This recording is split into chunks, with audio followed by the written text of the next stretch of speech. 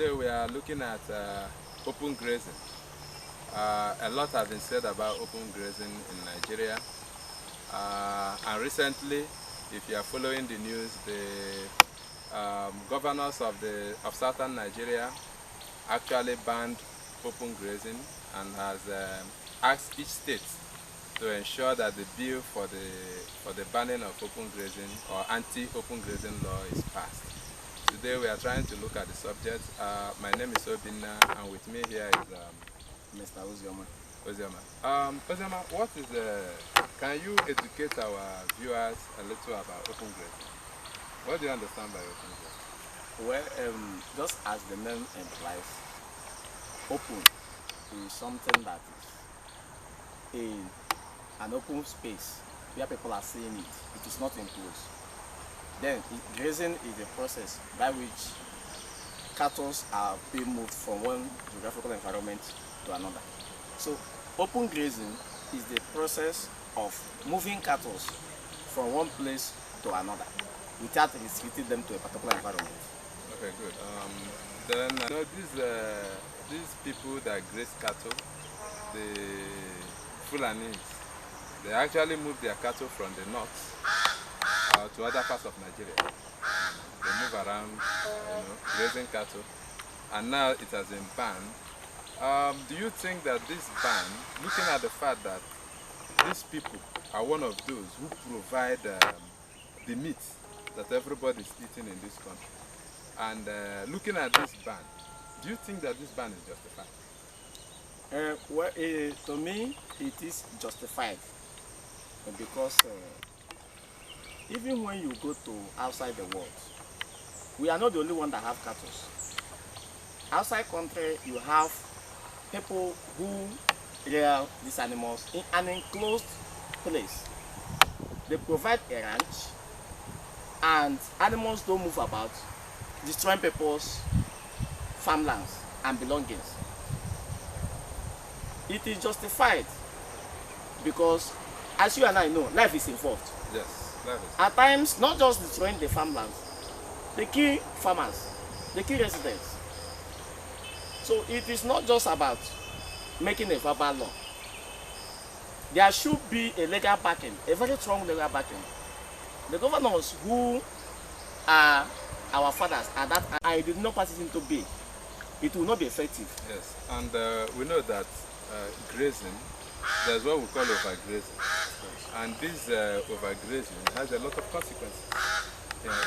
People are not even looking at the aspects of the open grazing itself. But we can look at what is happening in the north.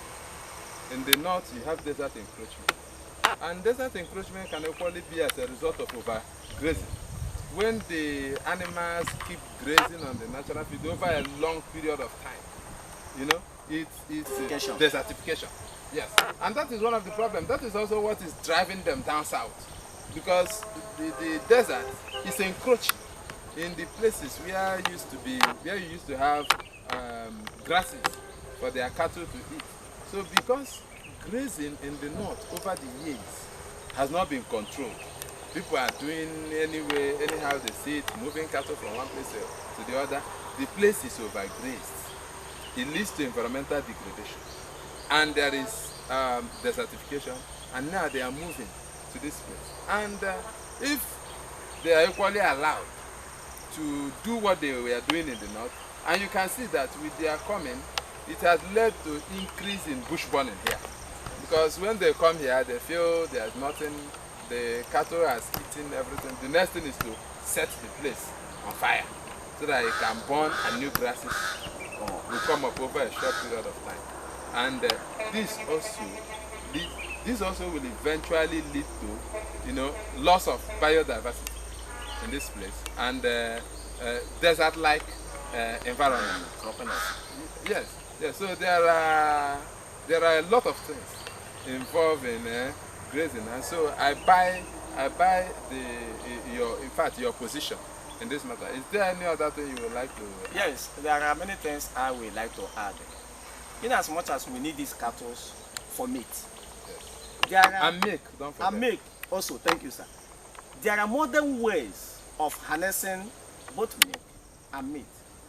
Remember that cattle rearing is not a Nigerian business. It's not cattle does not belong to everybody in Nigeria. Yes. It is owned by a particular set of people. Now, if the federal government must promote ranching, it must not be at the peril of the whole Nigerians. You must not forcefully collect land from people for you to develop a ranch. And the money they earmarked for this ranching is still our money. Yes, it's not one man's business.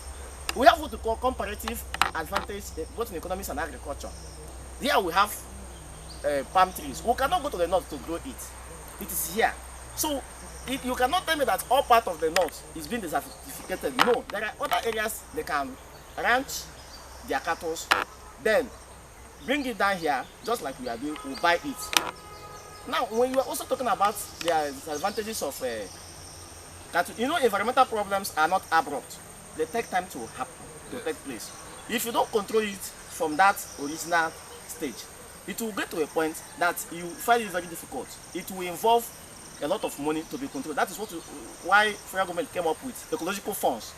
Like we have our erosion here, ravaging all the places. So, open grazing is something that every reasonable Nigerian should condemn in its entirety, because it has a lot of disadvantages and people are dying. We know the anti-open grazing law and banning open grazing from the point of view of herdsmen and the farmers clash. But we want to let our viewers know that there are other disadvantages. There are other problems associated with uncontrolled grazing, like this erosion you talked about.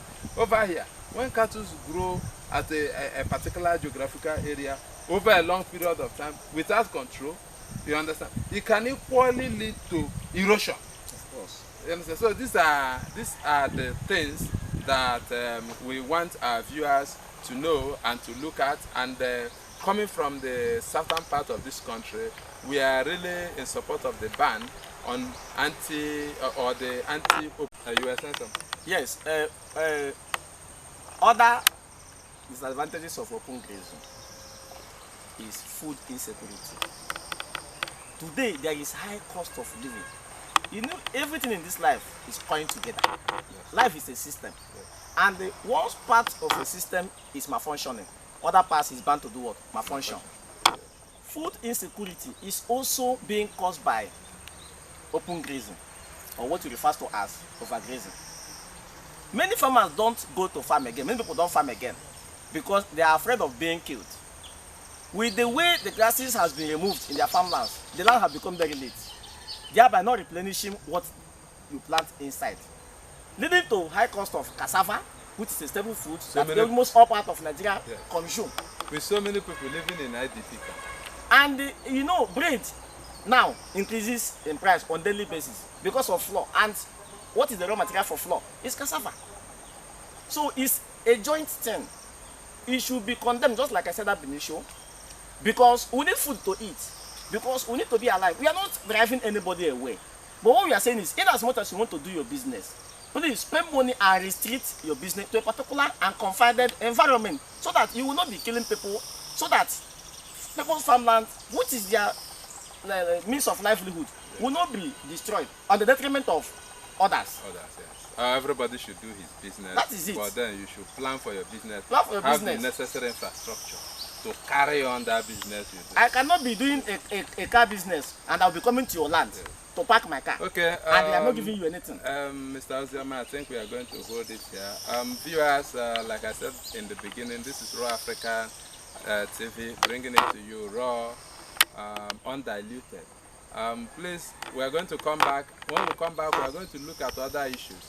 Thank you very much. Please stay glued. Thank you. See you next time.